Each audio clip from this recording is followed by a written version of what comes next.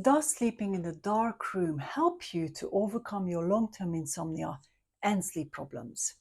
In this video, we're going to debunk this myth about this darkness in the room, and that's the only way that you can help yourself to have a really good quality and quantity of sleep.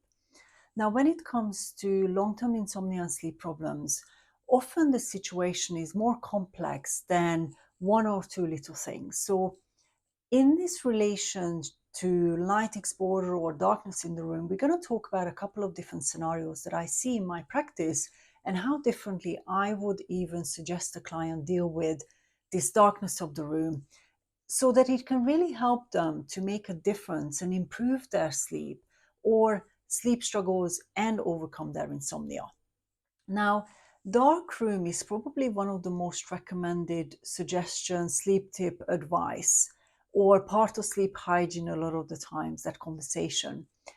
And more people are becoming very intellectually understanding that darkness in the room is an important part of having good quality sleep. But remember, it's a part of.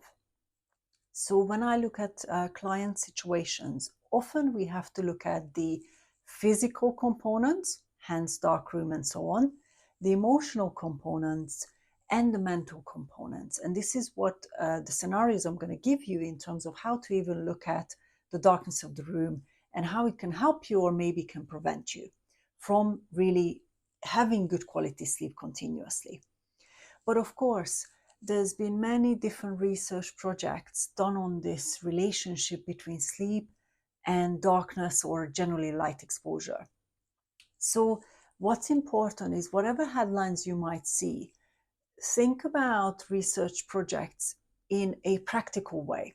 Whilst, yes, a lot of the times the headlines that are drawn out from a research project are looking at the general end or conclusion, but it doesn't always mean that it is completely and the only thing that's applicable for any one particular dynamic. And I will also share with you later on what I found in my practice and in my sleep, not only when I overcame my insomnia, but since then. You know, this idea of darkness in the room and how I actually personally deal with it as well. Now, before we do that, I always welcome you. If you are part of my community already, thank you so much for continuing to learn from me. If you're brand new, then this is the time to hit that subscribe button below, hit that little bell so I can let you know when I post new videos. And let me introduce myself so you know why I'm the person sharing these different things on this channel and within my newsletter, of course.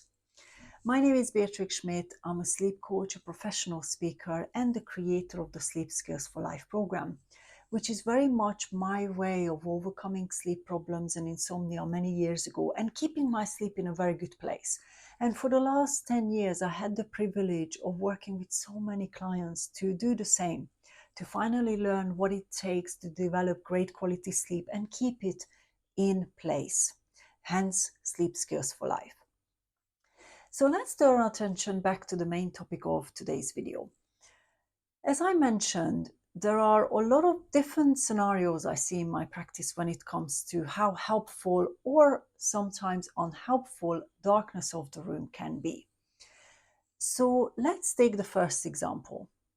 The first example is where a person, and this is actually quite common, increasingly common, is actually more nervous about light exposure, and that leads them not only to perfectly darken their room and get dark curtains and so on, but also dimming lights early in the evening in preparation for hopefully helping them to sleep. So a lot of different articles over the years have shared this idea of light exposure and how darkness is such an important part of creating good quality sleep. But what I've seen in my practice is people that ended up drawing a conclusion that the earlier you decrease light exposure, the better the outcome. But that's not actually true. A lot of the times, if clients start dimming lights too early, they can actually confuse the body and the mind. And then the body and the mind doesn't know what it's supposed to do when it comes to bedtime, for example. And this is a very common thing I see. So in these cases, what I would suggest is darkness in the room is one part, but please don't start being worried about light exposure or being nervous about light exposure towards the end of your night. So whatever time you might start dimming lights, please don't, because dimming lights can simply confuse the body and not know what it's supposed to do at what time. So this is where sometimes clients who struggle with sleep problems and insomnia, they might fall asleep too early, or they feel very drowsy most of their evening, or they might actually have very droopy eyes. But when they climb into bed, suddenly they become very awake and perhaps even wired. So dimming lights as part of darkened spaces is not a good option because often it will actually confuse the body. But think about where are you in terms of a country or what kind of normal things you've got going on. So in the UK, in the wintertime, for example, it gets dark already by about 5 o'clock, which means that our light exposure is already a lot less than maybe compared to another country that has a lot more light exposure during the day. So don't just take the darkness of the room, but you have to also take into account the entire day's worth of light exposure and how that might help you or maybe prevent you to be able to have this separation between the daytime and the nighttime. So when it comes to this darkness of the room, you cannot ignore daytime light exposure. Daytime light exposure equally helps us to create a good dynamic, a good physical dynamic between the daytime and the nighttime. It's not just about how dark your curtains are. It's about the entire 24 hours. And I've seen this a lot with clients who perhaps started to become more concerned about just naturally light exposure.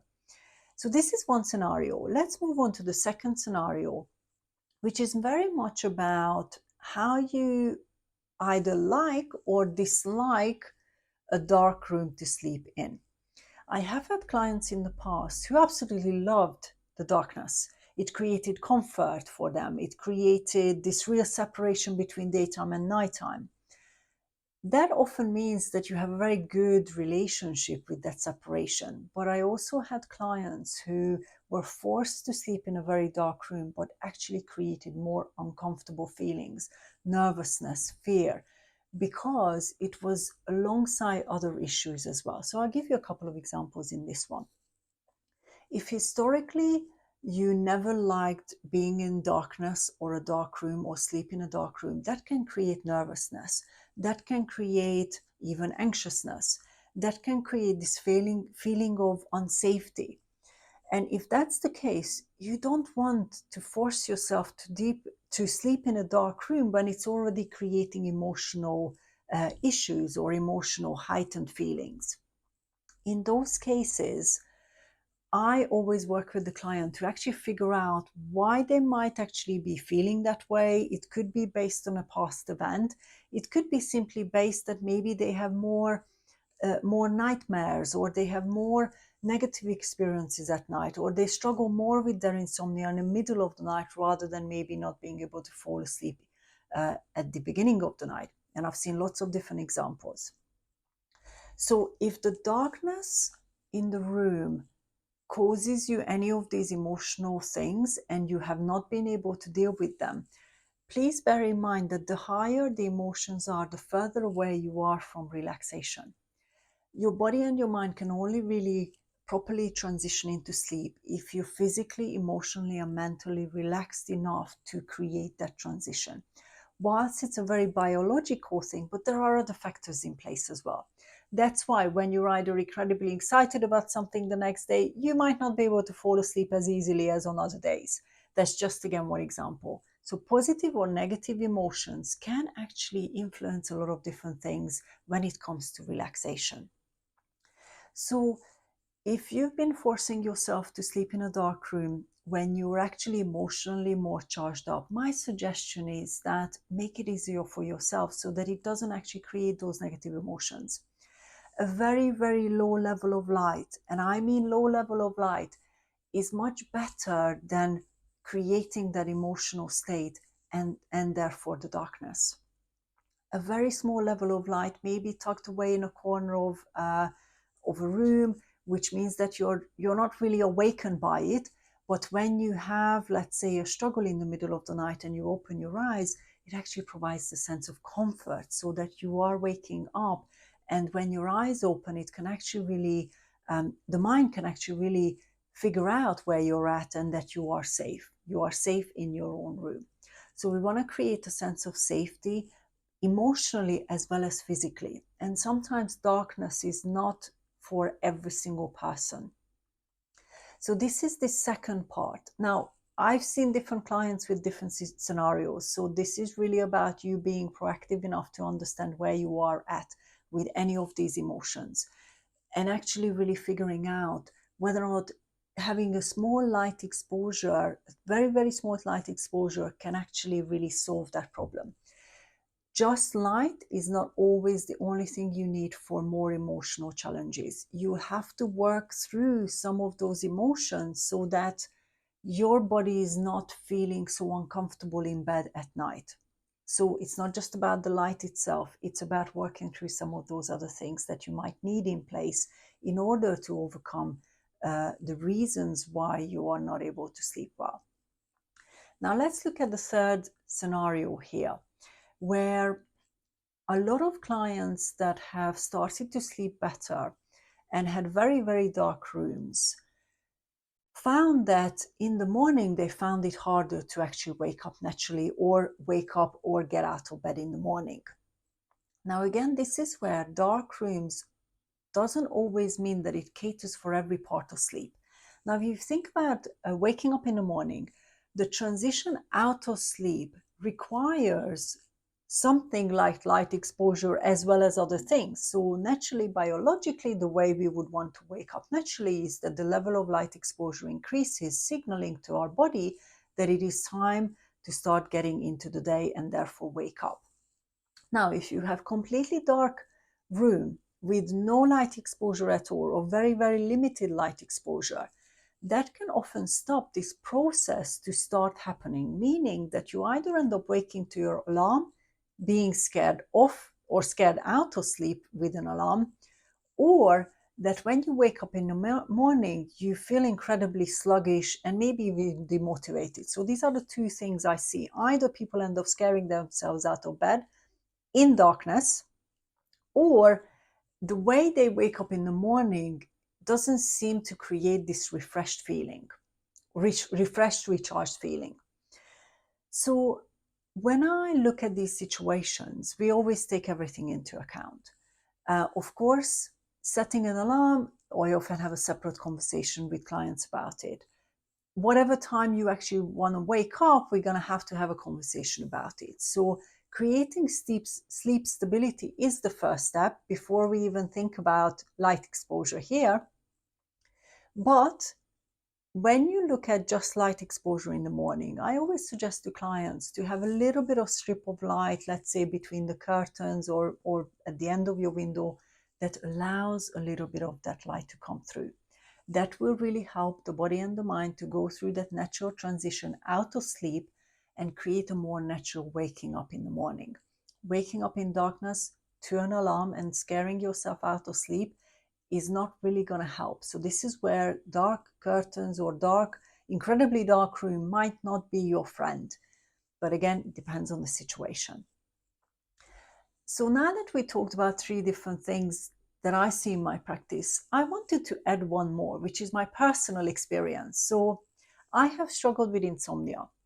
And back then I tried a lot of different things, eye masks, earplugs, lots and lots of things that I could get my hand on, which was also about this idea of sleep hygiene and creating the perfect room environment. But what I found is that, for example, eye masks never really allowed me to relax properly. Very dark rooms didn't allow me to really wake up in a natural way. So me personally, what I do now, and I don't have any sleep problems anymore. So my sleep has been continuously good. Not perfect, because there's no such thing as perfect sleep, but my sleep is in a very, very good place for many years now. So what I do is my room is dark, I don't really have, or I don't need any lights in my room because I don't have any of those emotional struggles. But what I do have in the morning is I always leave a bit of a gap so that I start to actually get that light exposure to wake up in the morning. Now, in the winter time, and this is the only product I usually recommend for the UK in the winter time, both in terms of waking up in the morning and potentially even this light exposure idea at night. I use a Lumi light. That basically is a similar thing to sunrise and sunset. So the light, it has been developed in a way that uh, at night you can set it for a sunset, which means gradually the light will get lower and lower. I don't use that function because I don't need that. I know how to fall asleep easily without this level of light decrease.